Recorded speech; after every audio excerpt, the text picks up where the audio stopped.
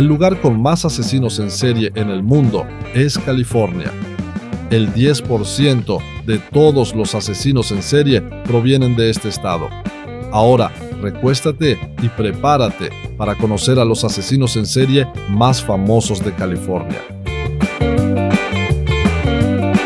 Cuando se analiza la historia de los asesinos en serie en los Estados Unidos, un estado destaca de manera sorprendente: California. Además de ser uno de los estados más grandes del país, California se convirtió en un foco de casos de asesinos en serie a partir de la segunda mitad del siglo XX. Nombres como Charles Manson, el asesino del Zodiaco, y Richard Ramírez no solo dejaron su marca en la historia del crimen, sino que también se ganaron un lugar infame en la cultura popular. Pero, ¿cuáles son las razones detrás de esta tendencia? ¿Cómo se convirtió California en un caldo de cultivo para los asesinos en serie? California es el estado más poblado de USA y esta alta densidad de población reúne a personas de diversos antecedentes sociales y económicos. Esta diversidad a veces puede generar conflictos sociales y dificultades de adaptación. Además, la enorme brecha económica entre las zonas ricas y pobres del estado puede influir en las tasas de criminalidad. La inmigración y la diversidad cultural también pueden aumentar las tensiones sociales, creando un entorno propicio para el crimen. Por otro lado, la vasta y variada geografía de California, que combina áreas urbanas y rurales, ofrece a los asesinos en serie un entorno ideal tanto para ocultarse como para acechar a sus víctimas.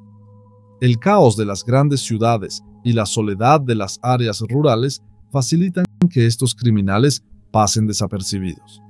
Esto permitió que muchos lograran evadir la captura durante años. De hecho, algunos aún siguen sin ser atrapados. Charles Manson y sus seguidores captaron la atención del mundo entero en la década de 1960 con los brutales asesinatos que cometieron. El asesino del Zodiaco se hizo famoso por sus mensajes cifrados y por el hecho de que nunca fue atrapado. Otros asesinos en serie, como Richard Ramírez y el Golden State Killer, también han contribuido al perfil criminal de California. Los medios de comunicación convirtieron a estos asesinos en figuras casi mitológicas, lo que contribuyó a su leyenda y alimentó el miedo en la sociedad. Esta exposición mediática no solo influyó en la percepción del público, sino también en la propia percepción que estos asesinos tenían de sí mismos. Estados Unidos cuenta con un sistema extenso y estructurado para registrar y reportar crímenes. Las fuerzas policiales de California y el FBI han desempeñado un papel activo en la investigación de los casos de asesinos en serie, lo que podría haber llevado a una mayor detección de estos crímenes en comparación con otras regiones. Ahora, echemos un vistazo a algunos de los asesinos en serie más notorios de California. El asesino del Golden State, Joseph James DeAngelo. Años de actividad: 1974 a 1986. Número de víctimas: 12 confirmadas, aunque se sospecha que pudo haber cometido hasta 13 más. Conocido también como el Original Night Stalker, el violador de la región este y el saqueador de Visalia, el asesino del Golden State sembró el terror durante 12 años en las regiones de Sacramento y el sur de California. Responsable de al menos 12 asesinatos, también cometió más de 100 robos y agredió sexualmente a al menos 50 mujeres. Se hizo conocido por irrumpir en los hogares de parejas, someterlas durante horas, atarlas y amenazarlas con matarlas si hacían demasiado ruido. En cada escena del crimen, su comportamiento era meticuloso y calculado. Además, el asesino estableció comunicación con la policía y la prensa, llamando en ocasiones para hablar sobre sus crímenes y otras veces simplemente para relatar detalles de su vida cotidiana. El caso permaneció sin resolver durante más de 30 años. Sin embargo, en 2016, el FBI relanzó la investigación ofreciendo una recompensa mayor para capturar al asesino del Golden State. Mediante el rastreo de ADN en un árbol genealógico, los investigadores identificaron y arrestaron al exoficial de policía Joseph James DeAngelo, quien fue acusado de 8 asesinatos, a los que posteriormente se le sumaron 4 cargos más de homicidio en primer grado. Se cree que DeAngelo utilizó su posición como agente de policía para mantenerse un paso adelante de los investigadores, y que algunos de sus crímenes coincidieron con los años en los que aún estaba en servicio, antes de ser despedido en 1979 por un robo. El ADN de DeAngelo coincidió con una muestra recuperada en al menos una de las escenas del crimen atribuidas al asesino del Golden State. Actualmente, a los 78 años, cumple cadena perpetua en prisión por los crímenes que cometió. El asesino del marcador, Randy Kraft. Años de actividad: 1971 a 1983. Número de víctimas: 16 confirmadas, aunque se cree que podrían haber sido hasta 67. También conocido como el asesino del sur de California. El asesino en serie Randy Kraft fue capturado en 1983, mientras aún transportaba el cadáver de su última víctima en su automóvil. Kraft había estado asesinando desde principios de 1971 y era conocido por drogar a jóvenes marinos antes de someterlos a abusos sexuales y asesinarlos. Sus víctimas solían ser atraídas a su vehículo con la promesa de un paseo en auto o alcohol, y muchas de ellas fueron torturadas mientras aún estaban bajo los efectos de las drogas. Posteriormente, Kraft arrojaba los cuerpos a lo largo de las carreteras del sur de California, lo que le valió el apodo de el asesino de la autopista. Finalmente, fue interrogado en relación con la desaparición y asesinato de su 15ª víctima, después de que algunos testigos identificaran su automóvil. Sin embargo, en ese momento, Kraft proporcionó una coartada convincente y sorprendentemente no fue arrestado. Tras esta investigación fallida, continuó matando hasta que fue detenido por conducir de manera errática y se descubrió el cuerpo sin vida de un joven en su vehículo.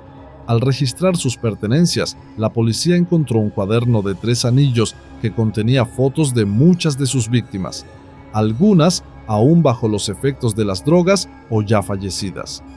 También hallaron una lista escrita a mano con 67 nombres codificados, que se cree correspondían a cada una de sus víctimas. Desafortunadamente, la mayoría de estos nombres nunca pudieron ser descifrados. En 1989, Randy Kraft fue condenado por solo 16 asesinatos y actualmente se encuentra en el corredor de la muerte en California, esperando su ejecución. El asesino del Zodiaco, el más enigmático de todos años de actividad, décadas de 1960 a 1970. Número de víctimas: 7 confirmadas, aunque en sus cartas afirmó haber matado a 37 personas. ¿Quién es el asesino del Zodiaco? Esta pregunta sigue sin respuesta desde las décadas de 1960 y 1970. Este enigmático asesino recibió su apodo de las burlonas cartas que enviaba a la prensa y a la policía del área de la Bahía de San Francisco, las cuales comenzaban con la frase Zodiac Speaking, habla Zodiac. Aunque afirmó haber asesinado a 37 personas, solo se han confirmado 7 víctimas, 2 de las cuales lograron sobrevivir a sus ataques. El asesino del Zodiaco solía atacar parejas y la mayoría de sus víctimas fueron baleadas o apuñaladas. También se hizo famoso por los mensajes cifrados que enviaba a la policía. Este misterio contribuyó a su notoriedad y a la fascinación que aún genera.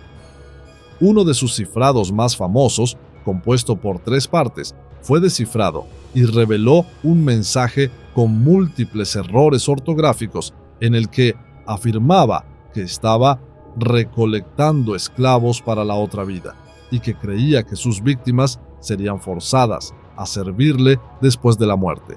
Se dice que algunos de sus códigos posteriores contenían su verdadero nombre.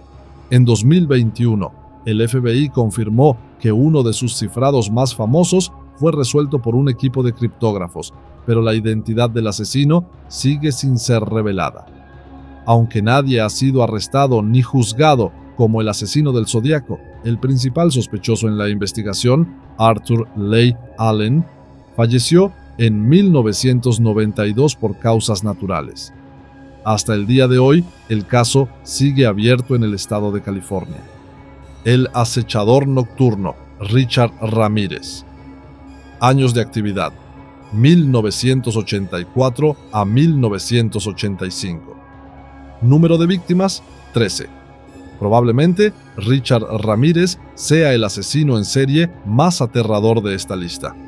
Condenado por el asesinato de al menos 13 personas a mediados de la década de 1980, el acechador nocturno aterrorizó el área de Los Ángeles irrumpiendo en hogares, agrediendo sexualmente a sus víctimas y asesinándolas brutalmente. Sus crímenes fueron extremadamente sádicos y su primer ataque, contra Jenny Weinkauf, de 79 años, terminó con la víctima casi decapitada. En ese momento, nadie sabía que un asesino en serie extremadamente peligroso acechaba la región. Estos ataques continuaron a lo largo de 1984 y 1985. Ramírez solía atacar a parejas, asesinando primero al esposo o novio antes de abusar de la mujer. Utilizaba una variedad de armas, incluyendo un machete y una barra de hierro. Además, era un ferviente satanista. Dejó pentagramas en varias escenas del crimen y obligó a algunas de sus víctimas a jurar por Satanás que no gritarían. Al menos 5 víctimas lograron sobrevivir a sus ataques y proporcionaron a la policía descripciones que ayudaron a identificarlo. Unas huellas dactilares encontradas en una de las escenas del crimen finalmente lo vincularon con los asesinatos. Cuando su identidad se hizo pública, fue capturado por un grupo de ciudadanos en California, quienes lo golpearon para evitar que escapara hasta que la policía llegara a arrestarlo. En 1989, Ramírez fue declarado culpable de 13 asesinatos, 5 intentos de asesinato, 11 agresiones sexuales y 14 robos, por lo que fue condenado a la pena de muerte. Sin embargo, en 2013 falleció en prisión por causas naturales mientras esperaba su ejecución. Charles Manson y los asesinatos de la familia Manson. Años de actividad: 1969, número de víctimas: 8. Probablemente uno de los asesinos más infames de California sea Charles Manson, junto con la secta que lideraba. En agosto de 1969, Manson y sus seguidores asesinaron a la actriz Sharon Tate y a 4 de sus amigos en su casa. Con un largo historial de delitos y encarcelamientos, Manson era el líder de un grupo conocido como la familia Manson, cuyos miembros lo veían como una figura mesiánica. A pesar de que Tate y sus invitados no tenían ninguna conexión con Manson o su grupo, la familia Manson los atacó deliberadamente. La casa donde ocurrieron los asesinatos había pertenecido anteriormente a Terry Melcher, un productor musical que había rechazado firmar un contrato con Manson. Se cree que el odio de Manson hacia Melcher lo llevó a ordenar los asesinatos, ya que instruyó a sus seguidores a ir a la antigua casa de Terry Melcher y matar a todos los que estuvieran allí. También se ha especulado que el esposo de Tate, el director Roman Polanski, pudo haber influido en la motivación del crimen debido a su película El bebé de Rosemary. Descontento con la forma en que se llevaron a cabo los asesinatos de Tate, al día siguiente Manson ordenó el asesinato de Leno y Rosemary LaBianca. Finalmente, tras una redada en el rancho donde se refugiaba la familia Manson, Charles Manson fue arrestado y acusado de múltiples homicidios. Fue condenado a la pena de muerte, pero en 1976, cuando California suspendió temporalmente la pena capital, su condena fue conmutada por cadena perpetua. Desde la década de 1970, Manson solicitó varias veces la libertad condicional, pero siempre le fue denegada. Murió en prisión en noviembre de 2017. Dudler, el asesino del bocetista. Años de actividad: 1974 a 1975. Número de víctimas, 5 confirmadas, aunque podría haber asesinado hasta 14 personas. El asesino conocido como Dudler es sospechoso de haber cometido hasta 14 homicidios y 3 ataques en San Francisco, California, atacando principalmente a miembros de la comunidad homosexual. Su método consistía en acercarse a sus víctimas en bares, clubes nocturnos o restaurantes frecuentados por la comunidad LGBTQ+. Con un gesto aparentemente amistoso, dibujaba un boceto de sus futuras víctimas, lo que le permitía ganarse su confianza y convencerlas de salir con él de lugares públicos. Una vez en un sitio aislado, Dudler tenía relaciones sexuales con sus víctimas antes de apuñalarlas hasta la muerte y abandonar sus cuerpos en parques o áreas desiertas. Solo 3 personas lograron sobrevivir a los ataques de Dudler, y todas fueron entrevistadas en profundidad por la policía. Sus testimonios ayudaron a crear un retrato hablado del sospechoso. Sin embargo, nunca se presentaron cargos contra el principal sospechoso del caso, ya que los 3 sobrevivientes se negaron a testificar por miedo a ser expuestos públicamente como homosexuales. Se dice que entre estos testigos había un famoso animador y un diplomático europeo, aunque sus identidades nunca fueron reveladas al público. Hoy en día, el caso está cerrado y se sabe muy poco sobre el principal sospechoso, ya que su identidad nunca fue divulgada. Asimismo, los bocetos que Dudler supuestamente dibujaba de sus víctimas nunca fueron publicados por la prensa. El asesino de la autopista, William Bonin. Años de actividad: 1979 a 1980. Número de víctimas: 21 confirmadas, aunque podrían haber sido hasta 36. Activo a finales de la década de 1970 en el sur de California, William Bonin, conocido como el asesino de la autopista, secuestraba, torturaba y agredía sexualmente a sus víctimas antes de abandonar sus cuerpos desmembrados a lo largo de las carreteras de California. Se enfocaba en jóvenes autoestopistas, estudiantes o trabajadores sexuales. Bonin secuestraba a sus víctimas obligándolas a subir a su furgoneta Ford Econoline, donde las ataba, torturaba y atacaba brutalmente. Al menos a una de sus víctimas le hizo ingerir ácido clorhídrico, mientras que a otras 3 les perforó los oídos con un picador de hielo. Sin embargo, su método más frecuente era estrangular a sus víctimas con sus propias camisetas después de haberlas mutilado. Todas sus víctimas tenían entre 12 y 19 años. Durante mucho tiempo, la policía no tenía ninguna pista. Sin embargo, un hombre llamado William Pugh llamó la atención de las autoridades cuando comenzó a presumir de las cosas horribles que hacía a los jóvenes. Pugh fue arrestado por cargos no relacionados con los asesinatos, pero mientras estaba detenido, escuchó a los oficiales hablar sobre el caso y un solo nombre vino a su mente: William Bonin. Como resultado, el Departamento de Policía de Los Ángeles, LAPD, comenzó a vigilar a Bonin en 1980. Solo 9 días después de iniciar la vigilancia, Bonin fue visto conduciendo de manera errática mientras intentaba atraer a jóvenes a su vehículo. La policía lo siguió hasta que estacionó en un aparcamiento.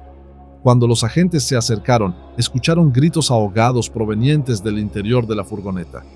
Al irrumpir en el vehículo, encontraron a Bonin en el acto de agredir sexualmente a un joven y tratando de estrangularlo. Bonin fue arrestado de inmediato bajo sospecha de agresión sexual y asesinato. Dentro de la furgoneta, la policía encontró numerosas pruebas incriminatorias, incluida una libreta con recortes de periódicos sobre sus propios crímenes. Fue declarado culpable de asesinato en 2 juicios separados en 1981 y 1983, y en 1996 fue ejecutado mediante inyección letal por los crímenes que cometió. Los asesinos de la ladera, Kenneth Bianchi y Angelo Buono. Años de actividad: 1977 a 1978. Número de víctimas: 10. Kenneth Bianchi y Angelo Buono fueron responsables del asesinato de al menos 10 mujeres entre 1977 y 1978 en Los Ángeles, California. Conocidos como los estranguladores de la ladera, Hillside Stranglers, estos dos asesinos en serie aterrorizaron la ciudad con sus crímenes brutales. Bianchi mostraba una personalidad manipuladora y psicopática, lo que jugó un papel clave en su participación en los asesinatos. Su modus operandi consistía en secuestrar, torturar y asesinar a mujeres jóvenes. La mayoría de sus víctimas fueron estranguladas o ahorcadas. Para atraer a sus víctimas, Bianchi y Buono solían disfrazarse de policías, lo que les facilitaba ganar la confianza de las mujeres y hacerlas caer en su trampa. En 1979, Bianchi fue arrestado en el estado de Washington cuando intentaba cometer otro asesinato. Tras su detención, intentó alegar problemas psicológicos para evitar la responsabilidad de sus crímenes, pero los expertos descartaron su afirmación tras evaluar su estado mental. Finalmente, confesó uno por uno los asesinatos que él y Buono habían cometido. Kenneth Bianchi fue condenado a cadena perpetua y actualmente sigue cumpliendo su sentencia en prisión. Angelo Buono, por su parte, murió en la cárcel en 2002 por causas naturales. El caso de los estranguladores de la ladera sigue siendo uno de los más notorios en la historia criminal, debido a la crueldad de sus métodos y a la psicología detrás de sus crímenes.